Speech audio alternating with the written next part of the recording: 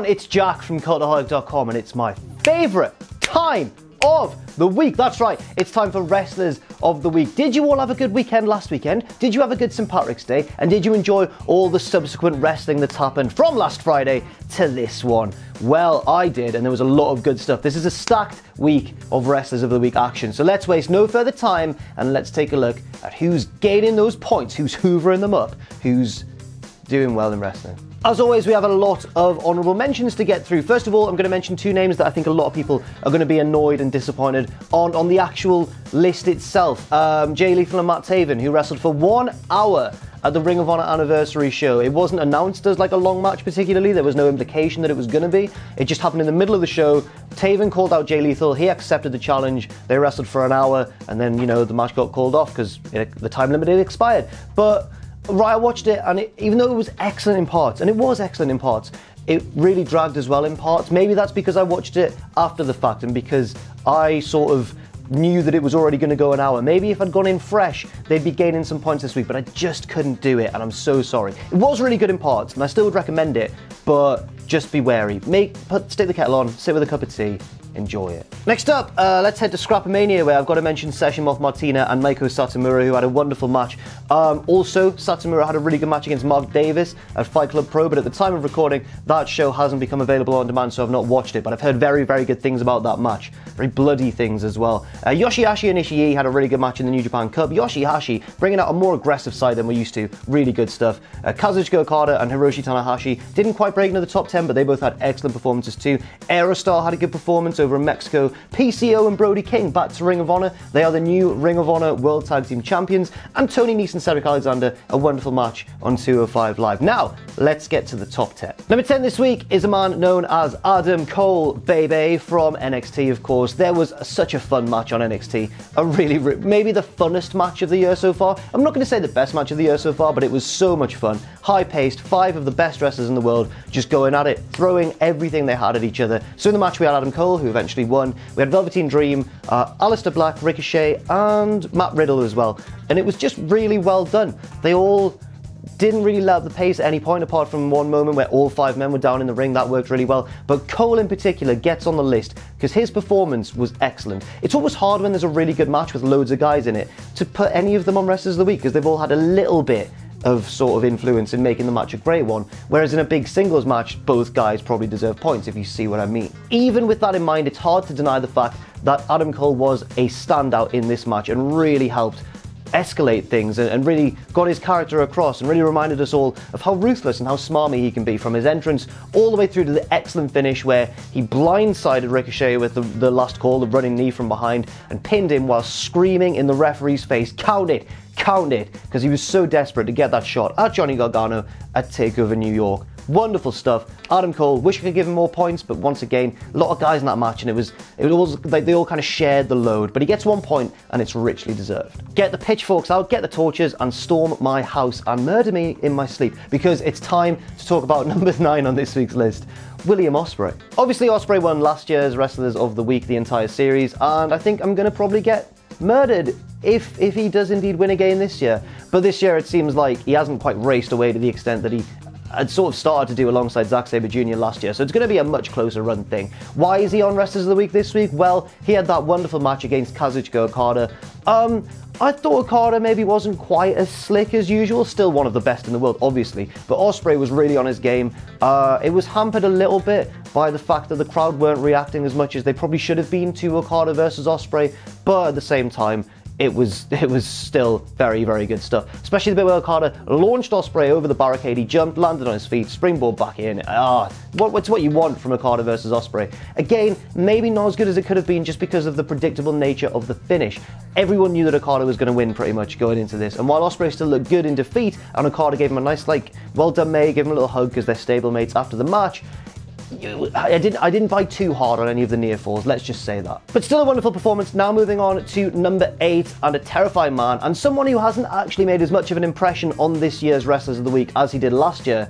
It's Minoru Suzuki. Again, like Osprey, I'm including a man who actually got knocked out of the New Japan Cup this week, losing against Sanada, but it was an excellent match. Suzuki was his usual grumpy self. What do they call Aleister Black in WWE? Moody. He was his usual moody self, going up against Sanada, the younger, flashier guy, part of the cool LIJ stable, just coming up against this grizzled veteran who just batters everybody. I've realised whenever I talk about Suzuki in any video, I do that a lot to emphasise his slaps, and that's like probably a fraction, maybe like 1/50th of how hard he can actually hit. My favourite part about this match was unquestionably the finish. It was so good. Basically, if you've never seen a Sanada match before, he likes to trap guys in the skull end, his kind of dragon sleeper finisher, and then he'll either like drop down and like wrap his legs around to really secure the submission hold, or he'll let them, you know, slowly weaken to the mat, and then he'll pop up top and hit a moonsault for the win. And in this match, Suzuki had wrecked Sanada's legs, wrecked them. And basically, when Sanada dropped him and went for the moonsault, because Suzuki refused to quit, so he had to go for the moonsault, Sanada couldn't get up to the top rope very quickly at all. It was like he was climbing a ladder on a 2K game or on a SmackDown, on any of the wrestling games. No, they used to fly up them in SmackDown. No, in a 2K game.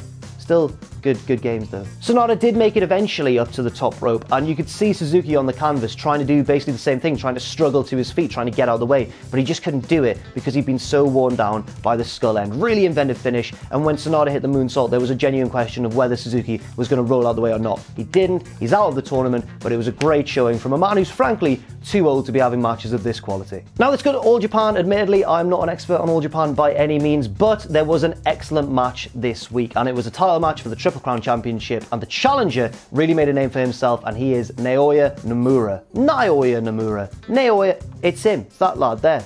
That one. Nomura is basically quite a young guy, mid-20s, an up-and-comer. I believe this was his first shot at the big title in All Japan, and he really gave an excellent showing of himself. He came up against Kenta Miyahara, who's like the ace of the company and everything, so I don't think many people questioned that, you know, he was going to win and take the title, but at the same time, the amount of near falls in this match made it really questionable. I don't know if it's just because I don't know the background of these guys as well as Osprey Okada, but I was biting on these near falls far more than I was in that New Japan match. This was excellent stuff. One of the best matches of the week in a week full of excellent matches, admittedly. Now, because I don't know too much about Nomura, I am going to refer to Voices of Wrestling's summary of his performance in the match. But by the way, if you've never checked out Voices of Wrestling, they're an excellent website. Really good writers. They cover a range of promotions, and their stuff on Japanese wrestling especially is really well informed. So about Nomura, they said this. This was a star-making performance for Nomura. He showed that he could hang at the top of the card and put on an excellent match with one of the best wrestlers in the world. Expect him to get some big wins in the Champion Carnival and to be in contention to make the finals. The Champion Carnival is basically All Japan's equivalent of the G1 Climax, so there should be some really juicy points on offer for a lot of these guys, maybe even Nomura himself. So yes, I was really impressed with Nomura. Now moving on to the next man, his opponent, Kenta Miyahara. He's the one on the right. Now, it's a shame for Miyahara that All Japan isn't as globally relevant as New Japan, because if it was, I think he'd probably be considered one of the real elite wrestlers in the world. I'm sure he is considered that by a considerable amount of Japanese fans, but in terms of like your standard wrestling fan who knows like New Japan, WWE, NXT, maybe Impact and that sort of thing, for your sort of mid-level smart, I don't think many people would even consider Miyahara. He wouldn't pop into their heads immediately, but I would urge you, if you are in that position, to really watch this guy, because he is just as good as any of the main event performers in New Japan. He is a wonderful wrestler, pretty young as well, the ace of the company, and he is in the midst of a career-making title reign. And the thing that I've noticed about Miyahara as well, watching this match against Nomura, watching previous title matches against the likes of Zeus, no matter whether he's wrestling a bigger guy like Zeus, a young guy like Nomura, he brings out the best in every opponent. He's the perfect dance partner, as wrestlers call it. He's the perfect guy. He could basically have a match with a broom, that old saying. He could wrestle a broom to like a 3-star match or whatever. He is wonderful in the ring. As I say, there were a lot of near falls towards the end down the stretch, and there were a lot of attempts at his finisher from Miyahara, but at the same time, it never felt overdone. It just felt like the culmination of an epic match. It's that All Japan Kings Road style, harking back to the glory days of the mid-90s. And I thought, honestly, without all like the sick dropping on the head and all that sort of thing, I thought it was a really good modern expression of All Japan wrestling, and I think pro wrestling. And I think as well that you should really check this match out if you haven't already. Check out Miyahara, because he's a bloody good lad. Never met him, might be a dick. Nah, he's probably a good lad. Look at him. Number 5, maybe the most versatile performer in New Japan today, it's Sanada. So I've just mentioned that Sanada beat Suzuki to progress further in the tournament, and he's even gone one stage further than that, defeating Colt Cabana in the next round. Two very different styles of matches. As I say, one of the most versatile performers in all of New Japan. He can do tag matches, he can have excellent singles matches, he can wrestle guys up and down the card of all different styles, and everything comes out looking from sort of anywhere between good and excellent. So Sanada is such a valuable asset to New Japan. The match against Suzuki was hard-hitting, submission-based as well. Two guys really trying to grind each other down into dust. Whereas the match with Cabana was totally different. Obviously, there were elements of comedy, which you're going to get with most Cabana matches, but wisely, I think, he switched it up and tried to get more technical against Sanada, because if you're unfamiliar with Cabana, he's a great technical wrestler as well. I'll give him an honourable mention as well. Go on, let's pretend that I said that at the start of the video. But Sanada was able to overcome Cabana, and while by no stretch of the imagination was it the best match of the New Japan Cup, it was a nice change of pace, a nice palate cleanser in amongst all these hard-hitting, ultra-serious matches too. I don't think the comedy took away from it too much, and I think the technical stuff was quite excellent. So well done, Sanada. A busy week for him, but one that has reaped some serious Wrestlers of the Week pointage. WrestleMania sign. That was a weak joke, a weak one. Number 4, a man that I think many people would think that I was going to put at number 1 this week. Don't be cross, it's Kofi Kingston. Kofi's character work right now is at all of the New Day at the moment are on a different level when it comes to promos and expressing the seriousness of their desires and their frustrations with WWE and that sort of thing. And Kofi has just had another Marathon Man performance on SmackDown earlier this week, going again for pretty much an hour, beating all kinds of guys. And yes, it was a great performance. I did prefer the first Gauntlet match actually, but it was a great performance. I do have a few issues with it though that has really prevented him from reaching the upper heights of the Wrestlers of the Week table this week. First of all, was it too much to have Kofi run through Cesaro, Sheamus, Rowan, Samoa Joe, Randy Orton? Did he have to be all of those? I know that shenanigans would have taken away from the match too much, but could we have had maybe Styles run out and help him beat Joe or something along those lines? He did, look quite overpowered in this, but at the same time, I think exceptions can be made for exceptional storylines, and sometimes this is an exceptional storyline. My issue is with the bait and switch at the end, and I think that Daniel Bryan was perfect in the role as the unfair final boss coming out to defeat his exhausted opponent. No one better in the game than Daniel Bryan right now at doing that. My issue comes with the wider overarching storyline. What does he have to do? And how is he going to get to WrestleMania from this point? I feel like whatever they pull out now is going to seem maybe a little bit flimsy and they've kind of booked themselves into a corner. As well, we don't know why, and I'm trying to avoid any uncomfortable sort of themes here, we don't know why Vince McMahon has such a problem with Kofi Kingston. I don't know if they are trying to imply that it is a race thing, or whether we're meant to be looking for some sort of subtext that hasn't been made clear to us yet. It's a really odd one, but Big E's promo on Twitter seems to imply that, maybe it is harking back to the sort of Booker T, Triple H kind of storyline. And I don't know if there's any place for that. If Kofi wins, then a lot of these sins will obviously be forgiven. But imagine if he lost at WrestleMania after all of this. Oh, I don't even want to think about it. The long and short of it is another excellent, long performance from Kofi Kingston, but ultimately one which I think is part of a kind of flawed storyline and one that could have been told much better. And number 3, the man who almost snatched it from Will Osprey at several stages last year, but didn't quite manage it in the end, it's Zack Sabre Jr. Now, unlike Sanada, Zack's kind of versatile in a different way in that any of his opponents can be made to look good by adhering to his style of match, the technical style. And while he does switch it up sometimes on occasion, by and large, you know what you're going to get from a ZSJ match. A lot of grappling, a lot of submission attempts, a lot of slaps and strikes. He does a good penalty kick as well. But basically, you kind of know what you're going to get. That doesn't make it any less excellent, but it does mean that he's compelling in a different way. That was really evident this week in matches against Ibushi and Tanahashi in the New Japan Cup. Ibushi is a guy who has incredible chemistry with Zack Sabre Jr, and you know that any match these two guys have is probably going to be excellent. I'd say this was actually the weakest match they've ever had together, and it was still great, which says so much about how comfortable those guys are with each other in the ring. His match with Tanahashi was wonderful too, and it went to show that Zack can win a match and lose a match, and it's still a compelling one. He's just a good winner of matches, as he is a dirty old loser. So yes, Zack triumphed over Ibushi in another incarnation of the Cruiserweight Classic final that never was. Do you remember when Ibushi and Zack were in the semi-finals and neither of them made the final? That was good, wasn't it? I see why WWE did it. I do see why. Also, he then lost to Tanahashi, which is irritating because Tanahashi's not my boy. I recognise that he's a fantastic wrestler and one of the very elite in the world, but he's not my boy. Playing air guitar after you've just beaten someone, going, look at me. Get out. I know that everyone loves you, but just stop it. Stop that nonsense right now. Also, good news for fans of, you know, Osprey and Zack not winning Wrestlers of the Week this year, because Zack is now out of the New Japan Cup, so no further points for him, except because it's Zack Sabre Jr. and because any match he has could potentially be a 5-star one, as we saw last year with that match against A-Kid in Spain.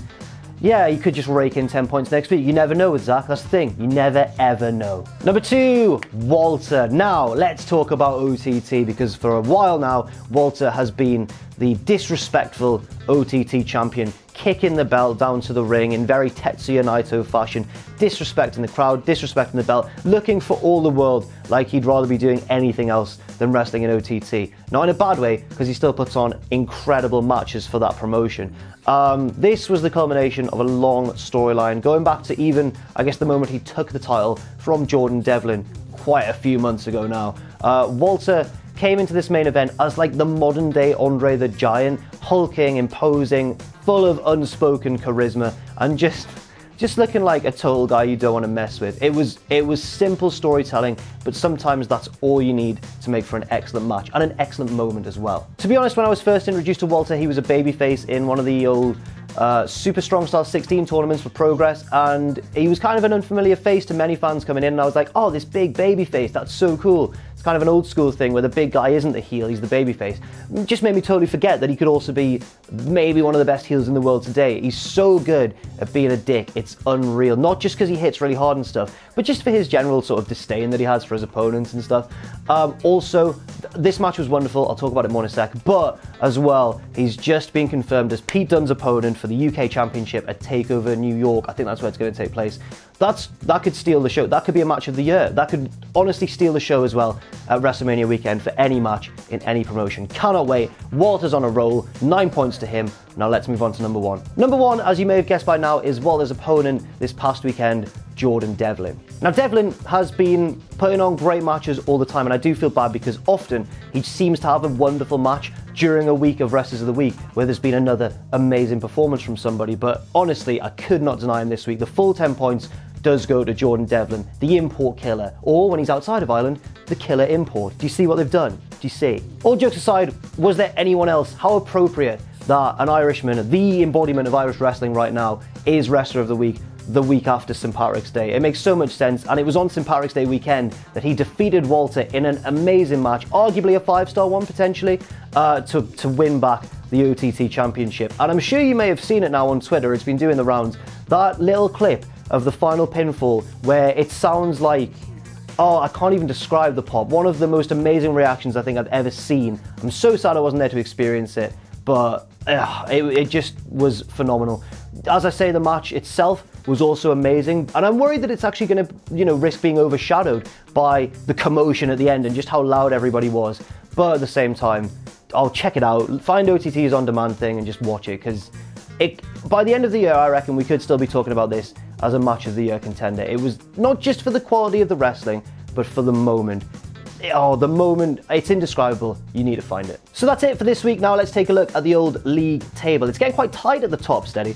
Pac, Jay White, Osprey and Kofi are all separated by 2 points, while Jordan Devlin, this week's winner, jumps up to 7th place, and Walter, his opponent, up to 8th, thanks to their excellent match at OTT. Tetsuya Naito and Kota Ibushi are also down there somewhere. They look like they're about to feud over the IC belt, so they could be picking up some serious points in the future. And so too could a name nearer the bottom of this list, Daniel Bryan, depending though on where this storyline with Kofi goes next. Thanks very much for watching, and let us know what you think in the comments section down below. You can follow Cultaholic on Twitter at Cultaholic and on Facebook at facebook.com/Cultaholic. If you enjoy what we do, then please do check out our Patreon, patreon.com/Cultaholic, where you can pledge. And don't forget, of course, most importantly of all, to hit subscribe and to join us.